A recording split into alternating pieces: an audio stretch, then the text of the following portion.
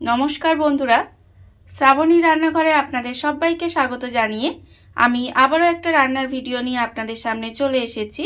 আজকের আমি আপনাদের শিম দিয়ে একটা অসাধারণ রেসিপি বানিয়ে দেখাবো। আশা করি আপনাদের ভালো লাগবে।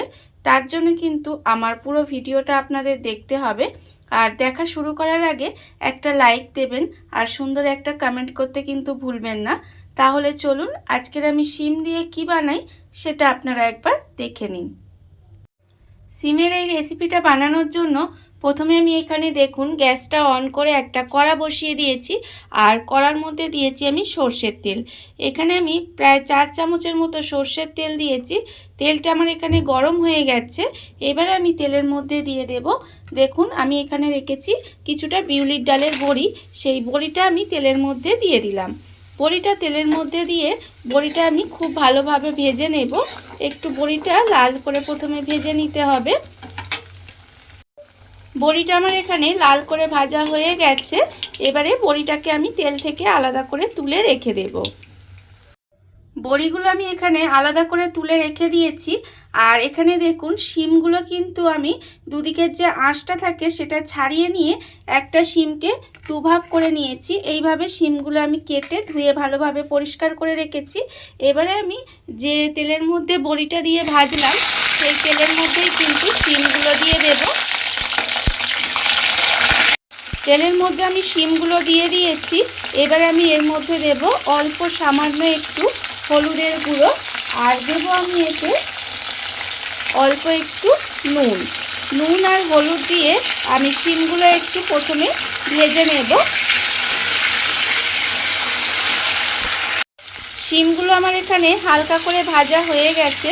দেখুন শিমগুলো কিন্তু আমি এখানে খুব বেশি লাল করে ভাজিনি, একটু হালকা করে শিমগুলো ভেজে নিয়েছি। এবারে শিমটা আমার ভাজা হয়ে গেছে। আমি শিমটাকে আলাদা করে তুলে রেখে দেব। প্রথমে শিমটাকে আমাকে আলাদা করে তুলে রেখে দিতে হবে। এইভাবে আমি শিমটাকে আলাদা তুলে রেখে দিলাম। সমস্ত শিমগুলো আমি এখানে ভেজে আলাদা করে তুলে রেখে দিয়েছি। এবারে আমি ওই তেলের মধ্যে দিয়ে দেব প্রথমে অল্প সামান্য একটু কালো জিরে ফোড়নে দিলাম আর দেব এখানে দুটো কাঁচা লঙ্কা। কালো জিরে আর কাঁচা লঙ্কাটা ফোড়ন দিয়ে অল্প একটু তেলের মধ্যে ভেজে নিলাম। এবারে আমি ওর মধ্যে দিয়ে দেব টমেটো। এখানে আমি একটা মাঝারি সাইজের টমেটো একটু লম্বা লম্বা করে কেটে রেখেছিলাম, সেই টমেটোটাও কিন্তু আমি এর মধ্যে দিয়ে দিলাম। দিয়ে এবার টমেটোটা দিয়ে একটু এইভাবে রান্না হতে দেব। তেলের মধ্যে টমেটোটা দিয়ে আমি 1 মিনিট মতো এইভাবে একটু রান্না হতে দিয়েছিলাম। এইবারে আমি এর মধ্যে দিয়ে দেব, দেখুন এখানে আমি রেখেছি হাফ চামচ মতো হলুদের গুঁড়ো, 1/4 চামচ মতো কাশ্মীরি লঙ্কার গুঁড়ো আর হাফ চামচ চিনি। এই সমস্ত কিছু আমি এর মধ্যে দিয়ে দিলাম। দিয়ে এবারে খুব ভালোভাবে এটা একটু কষিয়ে নেব।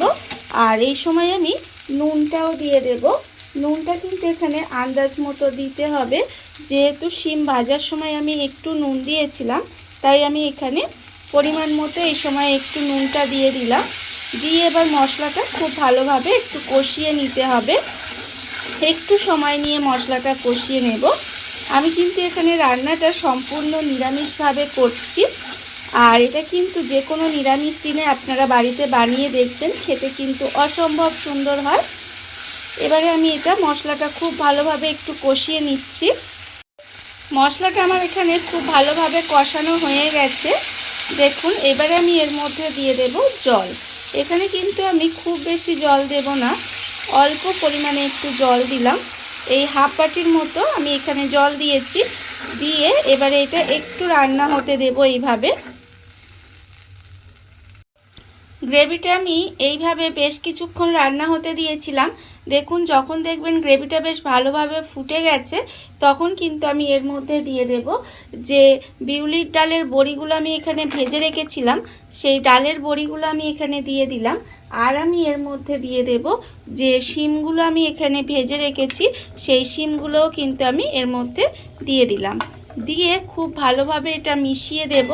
মিশিয়ে গ্যাসটা লোতে দিয়ে এইভাবে একটু ঢাকা দিয়ে রান্না হতে দেব, যাতে বড়িটা আর শিমটা খুব ভালোভাবে সেদ্ধ হয়ে যায়।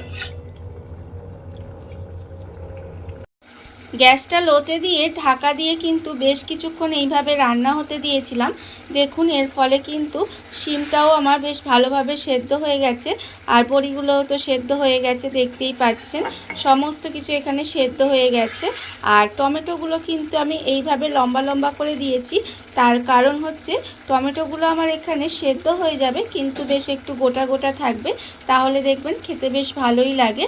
এবারে যখন দেখবেন সমস্ত কিছু এখানে খুব ভালোভাবে সেদ্ধ হয়ে গেছে, তখন আমি এর মধ্যে দিয়ে দেব, এখানে আমি রেখেছি 1 চামচ পোস্ত, 1 চামচ সাদা সর্ষে, 1 চামচ কালো সর্ষে, আর 1 চামচ তোমার সাদা তিল, আর 2টো কাঁচা লঙ্কা একসঙ্গে খুব ভালোভাবে বেটে রেখেছি। এই বাটা মশলাটা কিন্তু আমি এখানে দিয়ে দিলাম, দিয়ে এবারে খুব ভালোভাবে মশলাটা আমি এখানে মিশিয়ে দেব। আর এই মশলাটা কিন্তু আমি এখানে শিলে বেটেছি। দেখুন যে কোনো শিলে বাটা মশলা কিন্তু রান্না খেতে তো অসাধারণ হয়, আপনারা সবাই জানেন। এবারে আপনারাও চেষ্টা করবেন যে এই মশলাটা শিলে বেটে দেওয়ার, তাহলে কিন্তু খেতে বেশি ভালো লাগবে। আর যদি না পারেন তাহলে সমস্ত কিছু মিক্সিতেও বেটে দিতে পারেন, তাতেও কিন্তু খেতে ভীষণ ভালো লাগে। এবার সমস্ত কিছু আমি এখানে খুব ভালোভাবে মিশিয়ে দেব। মিশিয়ে দিয়ে আবারও কিন্তু গ্যাসটা লোতে দিয়ে 5 মিনিট মতো এইভাবে একটু রান্না হতে দেব। বাটা মশলাটা দিয়ে আমি এইভাবে দেখুন 5 মিনিট মতো একটু রান্না হতে দিয়েছিলাম। রান্নাটা কিন্তু আমার এখানে প্রায় হয়েই এসেছে। নামানোর আগে আমি শুধুমাত্র ওপর থেকে 1 চামচ মতো কাঁচা সর্ষের তেল দিয়ে দেব। কাঁচা সর্ষের তেল দিয়ে এবারে গ্যাসটা অফ করে ঢাকা দিয়ে কিছুক্ষণ এইভাবে রেখে দেব। রেখে দিলেই কিন্তু রান্নাটা আমার এখানে রেডি হয়ে যাবে। আর এইভাবে একবার গরম ভাত দিয়ে খেয়ে দেখবেন, খেতে কিন্তু অসাধারণ হয় রান্নাটা। আমার এখানে কমপ্লিট হয়ে গেছে। আমি এটা 5 মিনিট মতো একটু ঢেকে রেখে দেব, তারপরে আপনাদের দেখাচ্ছি দেখুন কেমন হলো। দেখুন বন্ধুরা, বাড়িতে থাকা কত অল্প উপকরণে কত অল্প সময় কত সুন্দর একটা সিমের রেসিপি তৈরি হয়ে গেছে, আপনারা দেখতেই পেলেন। আর এটা কিন্তু গরম ভাত দিয়ে খেতে অসাধারণ লাগে। এইভাবে একবার বাড়িতে বানিয়ে দেখতে পারেন, আর তারপরে আমাকে কমেন্ট করে জানাতে পারেন যে কেমন লাগলো। আর এই ভিডিওটা যদি আপনাদের ভালো লেগে থাকে, আপনারা যদি ফেসবুক থেকে দেখে থাকেন পেজটি ফলো করে দেওয়ার অনুরোধ রইল, আর যদি ইউটিউব থেকে দেখে থাকেন চ্যানেলটি সাবস্ক্রাইব করে নেওয়ার অনুরোধ রইল। তাহলে চলুন ভিডিওটা আমি এখানেই শেষ করছি। আপনারা সবাই ভালো থাকবেন, সুস্থ থাকবেন। আবারও হাজির হব নতুন কোনো রান্না নিয়ে।